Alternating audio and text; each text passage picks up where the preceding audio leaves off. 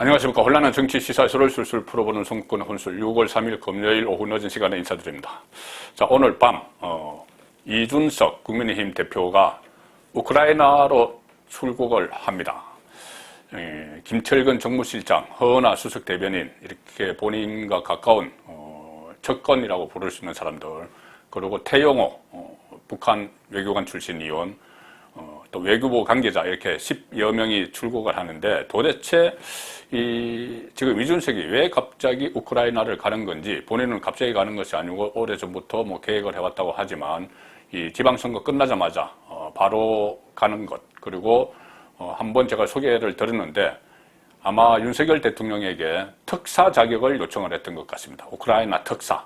자, 그런데 윤석열 대통령이 퇴짜를 놨죠.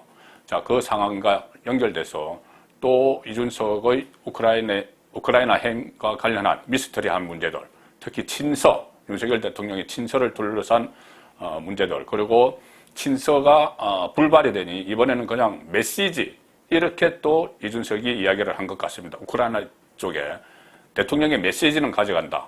친서와 메시지는 좀 다르죠. 친서 그러면은 정말 이 편지 형식으로 써가지고 젤렌스키 우크라이나 대통령에게 전달을 하는 그런 게 친서고, 메시지 그러면은 우리 윤석열 대통령이 이렇게 전해 달라고 했다. 이렇게 하는 게 메시지. 그 친서도 메시지 안에 포함되지만은 이렇게 말로 하는 것도 메시지 안에 다 들어가죠.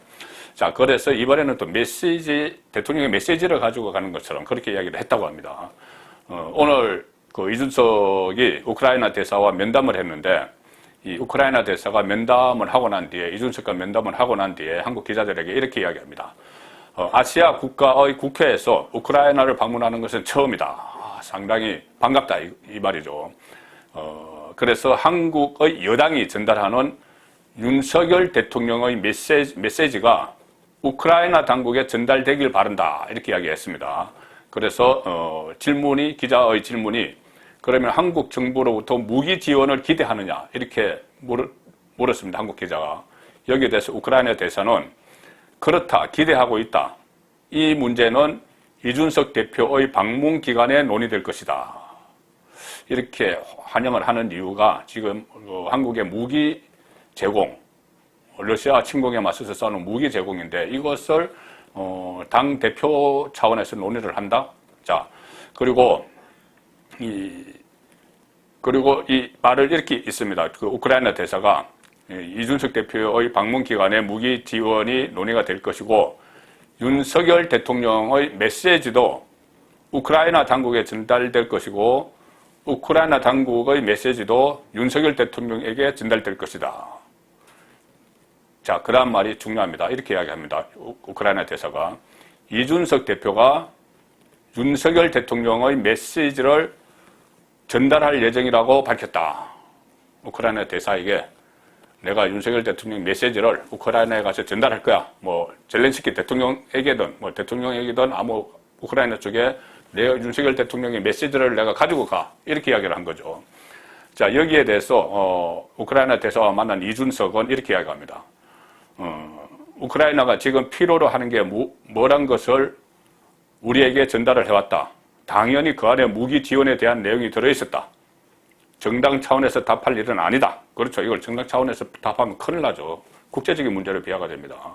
자, 그런데 이 우크라이나 대사가 윤석열 대통령의 메시지를 가지고 간다고 했는데, 윤석열과 대통령의 메시지에 대해서 좀 조율을 했느냐, 이렇게 물어봅니다, 기자가. 여기에 대해서 이준석 대표 대답은, 정당 외교라 하더라도 대통령실에서 담당해야 할 영역과 정당이 담당할 영역이 차이가 있다.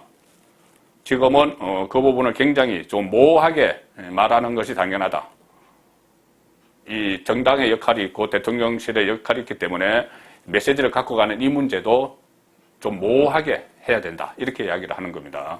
자, 일단 대통령의 메시지 문제니까는 모호하게 이야기해야 된다. 그것을 확실하게 하면 안 된다. 이 이야기인데, 대통령실은 모호하게 말 안 했습니다, 오늘. 이준석의 이 말, 또 우크라이나 대사의 말이 있고 나서 대통령실은 기자들이 이준석이 우크라이나에 갈 때 대통령의 무기 지원 메시지를 갖고 가느냐, 이렇게 물었습니다. 여기에 대해서 대통령실은 오후에 윤석열 대통령이 이준석 대표를 통해 특별히 어떤 메시지를 보낸다는 것은 듣지 못했다. 부인을 합니다. 저번에 잠시 후에 설명드리겠지만은 친서 문제도 부인을 했죠. 그리고 이 메시지도 어떤 메시지를 이준석을 통해서 윤석열 대통령이 우크라이나에 보낸다는 것은 듣지 못했다. 금시초문이다. 아니다. 그러니 기자들이 다시 묻죠. 우크라이나 대사는 윤석열 대통령의 메시지를 이준석 대표가 가지고 간다고 했다. 이렇게 물으니 이 대통령실 관계자는 정확히 어떤 내용인지 다시 한번 확인을 해보겠다. 이렇게 이야기합니다. 그런 일이 없다는 것이죠. 우크라이나 상대국 대사가 그렇게 이야기했다고 하니까 확인을 해보겠다. 이 정도로 끝났습니다. 그러니까 대통령 메시지도 없는 겁니다. 자, 이것과 관련해서 송국근의 혼술에서 한번 소개해드린 적이 있는데 TV조선이 지난 화요일에 보도를 한 것이 있죠. 뭐냐 하면은 지난 13일 지난 금요일에 이준석이 윤석열 대통령의 용산 집무실을 찾아가서 선거 전에 내가 우크라이나를 방문하겠다. 선거 전에 방문하겠다. 그렇게 했답니다. 그때 이야기는. 그래서 윤석열 대통령이 그건 알아서 판단하시라. 이렇게 이야기를 했죠. 자, 이때 이준석이 친서를 요청을 했는데 윤석열 대통령이 우크라이나 젤린스키 대통령에게 보내는 친서를 요청을 했는데 거절을 했다. 이것이 TV조선의 보도 내용입니다. 한 대통령실 관계자의 코멘트를 빌려서 그렇게 보도를 했죠. 왜 거절을 했느냐? 친서를 주면은 특사 성격이 된다. 특사. 이준석이 대통령의 특사 자격으로 우크라이나 가서 만나게 되는 겁니다. 젤린스키 대통령은. 그리고 대통령의 친서를 가져가죠. 자, 그러면은 이것이 상당히 미묘하고 복잡한 문제죠. 국제 문제로 막 비하가 될 수가 있습니다. 우크라이나가 러시아의 침공을 받았지만 지금 국제사회에서 공동 대응을 하고 러시아 제재를 하고 있는데 한국이 따로 그것도 친서까지 여당 대표가 가져가서 무슨 무기 어쩌고 이런 해석을 붙일 수 있는 그런 활동을 하면은 상당히 민감한 외교 문제로 비하가 될 수가 있죠.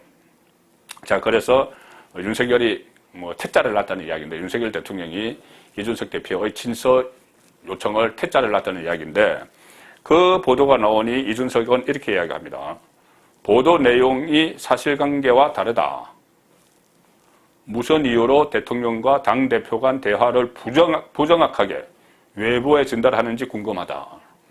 자, 이렇게 불만을 표시하는 거죠. 내가 윤석열 대통령과 만나서 이야기한 내용이 왜 밖으로 흘러나가느냐. 그리고 그 내용이 부정확하다. 이렇게 이야기를 했습니다. 자, TV조선에서 그 다음날 수요일날 추가 보도를 했는데 그제 여기서는 부정확하지 않고 정확한 보도를 다시 했습니다. 더 구체적인 보도를 했죠.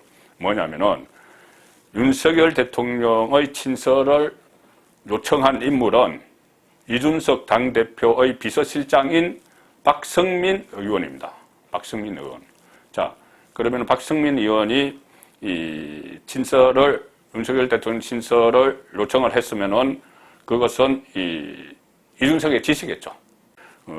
가서 비서실장 당신이 그 친서 좀 달라고 하세요. 이렇게 했겠죠. 혼자서 비서실장이 혼자 가서 친서 달라고는 안 하겠죠. 그러면서 이 박성민 의원이 빈손으로 우크라이나로 갈 수는 없지 않느냐. 이런 취지로 친서를 요청을 했다는 겁니다. 자, 이 친서 요청을 받은 것이 아마 이 국가안보실인 것 같은데 국가안보실은 반대를 했습니다. 친서에 대해서. 국가안보실이 대통령 밑에 있는 국가안보실이 반대를 했다는 것은 윤석열 대통령의 의중이죠. 그러니까 윤석열 대통령이 반대한 거죠. 국가안보실이 반대한 이유는 대통령이 친서를 쓸 경우 특사 자격이 돼버리니까 정부의 외교적 부담도 커질 수밖에 없다. 이렇게 반대를 했습니다. 그리고 대통령실도 이런 것은 정부와 무관하게 당 차원에서 가는 게 맞다고 판단한다. 말 그대로 정치적 자격의 방문으로 정리가 이미 된 거다. 자, 이렇게 하는데 이준석은 여전히 메시지를 갖고 가는 것처럼 이야기하고 우크라이나 대사에게도 그렇게 이야기를 했습니다. 자, 메시지 준 것이 없는데 어떻게 가지고 간다는 것인지 지금 친서도 없고 특사도 아닌데 왜 선거를 마치자마자 보랴보랴 우크라이나로 가느냐. 만약에 그 이원 외교 차원이라면 이원 외교도 하죠. 국회의원들이 외교도 하죠. 그러면은 여야가 같이 가야 됩니다. 그런데 지금은 여당만 가는 것이죠. 본인과 가까운 사람. 그리고 국민의힘만 가게 되니까 도대체 이게 뭐냐 이런 말이 국민의힘 안에서도 나오고 있죠. 좀 뭔가 유야하다. 그래서 이렇게 가더라도 의원총회를 열어서 뭐 좀 총론을 모아서 총의를 좀 모아서 가야 되는 것이지 갑자기 자기 친한 사람 몇 명 모아서 우크라이나로 간다고 하고 친서를 달라고 하고 퇴짜를 맞으니 메시지가 있다고 하고 이게 너무 섣부른 행동 아닌가. 자신 측근들만 데리고. 그리고 지금 국제사회가 러시아를 제재하고 상당히 민감한데 자칫하면은 외교 문제를 불러일으킬 수 있는데 도대체 왜 가느냐. 그래서 나오는 것이 지방선거가 끝났으니 이제 국민의힘 윤리위원회가 성접대 문제를 가지고 이준석 징계에 들어갑니다. 그러니 이준석이 여러 가지 일을 막 벌여서 당대표로서 여러 가지 일을 벌여서 이것저것 벌여서 정신없게 본인 중심으로 흘러가게 만드는 거죠. 당이 흘러가게. 전국이 그렇게 흘러가게. 본인이 주도적 역할을 해서 당이 막 흘러가도록 만드는 그런 전략이다. 그리고 성접대 의혹과 자신은 무관하다는 것을 아무것도 아니라는 식으로 이렇게 여론을 조성하기 위한 행동이다. 그렇게 밖에는 다른 의미로는 좀 파악하기가 어렵습니다. 그리고 지금 갑자기 선거에서 대성을 거두고 혁신위를 출범시키겠다. 당을 혁신하겠다. 이것도 같은 맥락으로 읽히는데 특히 대통령의 친서, 메시지 이것 가지고 혼선을 일으키고 미스터리한 일들이 벌어지는 것은 정말 이해하기 어려운 상황입니다. 송국근의 혼술이었습니다.